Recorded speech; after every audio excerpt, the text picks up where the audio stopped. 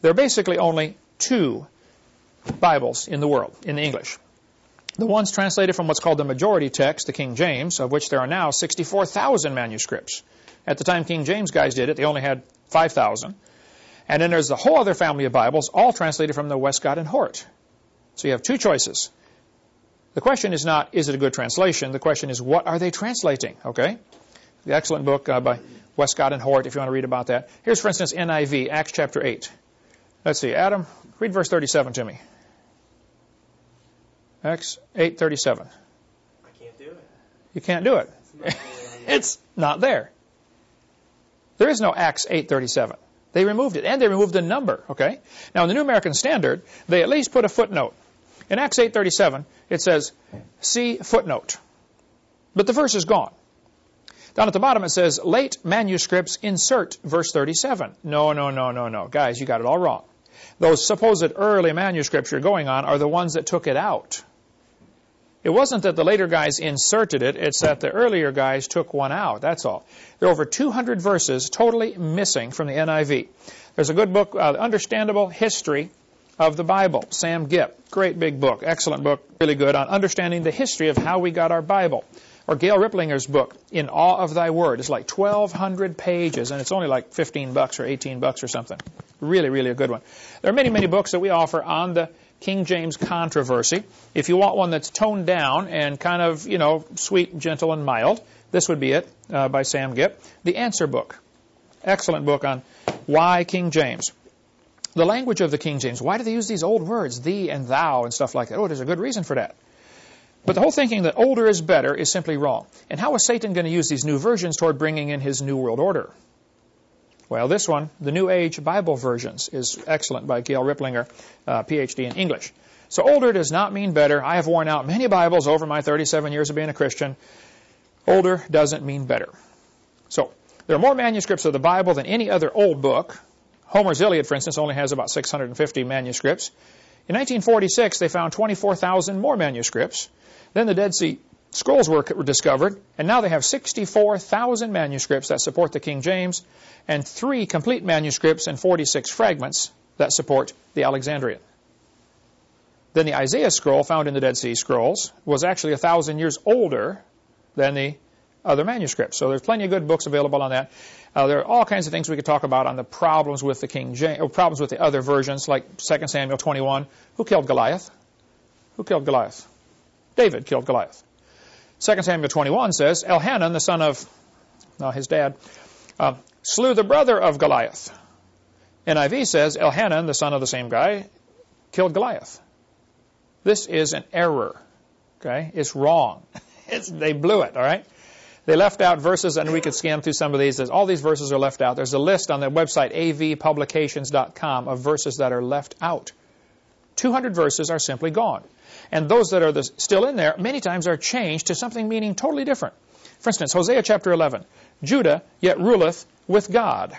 NIV, Judah is unruly against God. Would you say that is saying the same thing? Judah is also unruly against God? It's not saying the same thing. Thy dwelling shall be the fatness of the earth, Genesis 27. That's one of the blessings. Your dwelling shall be away from earth's richness. Away from the fertility of the earth shall be your dwelling. They're saying the opposite, folks. It's not the same. Proverbs 18. A man that hath friends must show himself friendly. What's that mean? If you want to have a lot of friends, then be friendly. NIV. A man of many companions may come to ruin. Are these saying the same thing? Am I missing something here? If you got a lot of friends, you'll be ruined? That's what it says. That's not at all correct. The Bible says in Matthew 7 that narrow is the way. Straight is the gate, and narrow the way that leadeth to life. And few there be that find it. Revised Standard says the gate is narrow and the way is hard. Wait, is it hard to go to heaven, or just not many do it? Now, they use the these and the thous, and there's a reason for that, and then we'll go on to another subject here. If a word starts with Y, it is plural. Ye, your, etc., okay? If it starts with T, it is singular, and there's an important reason. Nobody in 1611 was walking down the street saying, how art thou today? They weren't using that. But the King James translators wisely chose to use the these and the thous because of the distinction. If I walk into a room and say, you come with me, does that mean one of you or all of you? You can't tell. But if you use thee and thou, you can tell. You can see in John chapter 3 very clearly. Jesus said to Nicodemus, marvel not that I said unto thee, singular, ye must be born again. He changed it to plural. I'm telling you that everybody must be born again. That's a really important distinction.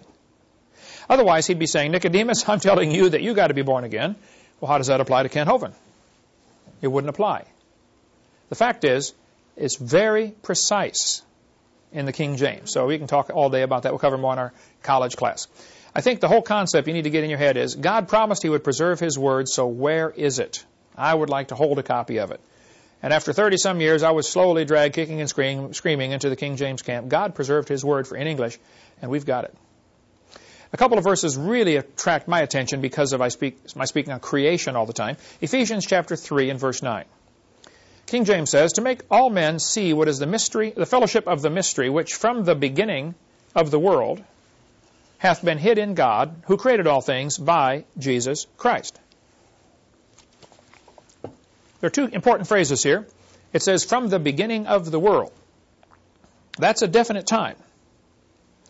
He created things by Jesus Christ. Colossians 1 says the same thing. Jesus created all things. Jesus is God in the flesh. Well, a lot of these new Bible versions come from the Alexandrian, and they did not believe Jesus was God in the flesh. And bookstores, of course, want to sell lots of Bibles, love of money, root of all evil, and they don't want to offend anybody. So, hey, let's sell a Bible version that doesn't offend people. So look what they did with Ephesians 3:9. Which for ages past was kept hidden in God who created all things. Well, they left off Jesus. You don't want to offend people, you know. And they made it ages past instead of from the beginning. Nearly all the new Bible versions have changed it to say ages, ages, ages. And they leave off Jesus in every case, except for the New King James. They left Jesus in there, but they still call it ages past. That's the only one I could find that left Jesus in there, but they all changed it to ages. They don't want to get this definite 6-day, young earth creationist because they might offend people and, again, lose money. We could spend hours on the different problems with these verses. The last one that bothers me is it the first day in Genesis 1:5, or is it one day? Every version that I found says one day. King James says the first day. Why would they change it to one day? Well, again, they're trying to allow for the long periods of time. And I don't understand how somebody can read Genesis 1:5 and still believe there's a gap between verse 1 and 2 of any amount of time, more than an hour.